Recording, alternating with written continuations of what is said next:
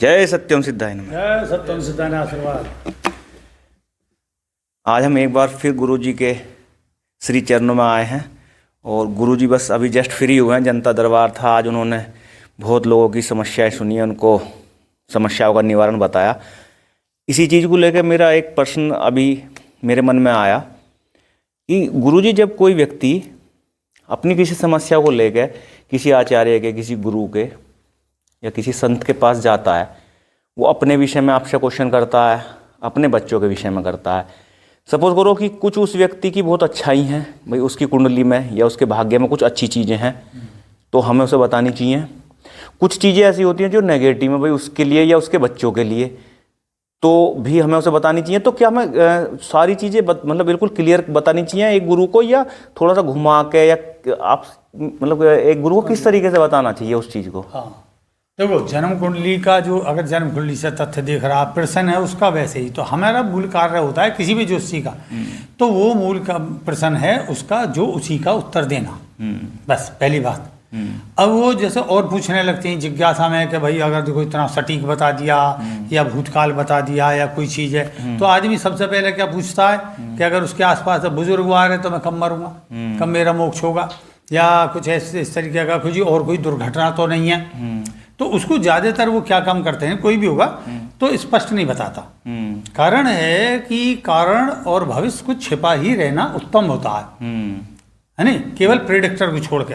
और predictor personal नहीं करते, वो भी जो है कोई नेशनल कनेक्शन होता है उसी चीज़ को प्रेडिक्ट करते हैं। तो नेगेटिव बताना नहीं चाहिए और केवल उतना बताना चाहिए कि आपके लिए ये समय घातक है, और खासकर अगर ये दिन हैं, इन दिनों में ये ड्रेस पहनना, ये सब चीज़, इस अंक से जुड़ना, या गाड़ी में 4 आदमी ना जाएं या 3 आदमी ना जाएं, इस तरीके से करते हुए उसे, या खासकर मोड़ पे ध्यान रखें, जब ऐसा त्योहार आए तो ऐसा कुछ बता के उसे वहीं छोड़ दें।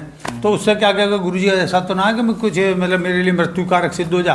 बोले भैया ग्रह तो तेरे ऐसे चल रहे हैं, है नहीं, जिसमें जो है ये कष्ट मृत्यु कारक होगा, है नहीं, जो मृत्यु कारक कष्ट होगा। तो लेकिन अगर तू उपाय कर, अब यहाँ से उपाय को डालना पड़ता कि अगर आप उपाय करोगे इस तरीके से, इन दिनों में ध्यान रखोगे, किसी को सताओगे नहीं, कुछ ऐसा बुरा कर्म करोगे तो तुम पर भगवान की कृपा हो जाएगी। अच्छा चलो, ये तो हो गया कि अगर किसी कुंडली में कोई दोष है, कोई दिक्कत है, तो आपने उसको थोड़ा सा घुमा के और पूर्णतः मतलब एक संकेत में बता दिया। लेकिन कोई कहता है कि जी मेरी कुंडली में क्या पॉजिटिव है, तो फिर कितने % उसको बताना उचित है? पॉजिटिव तो हम पूरा बताएंगे।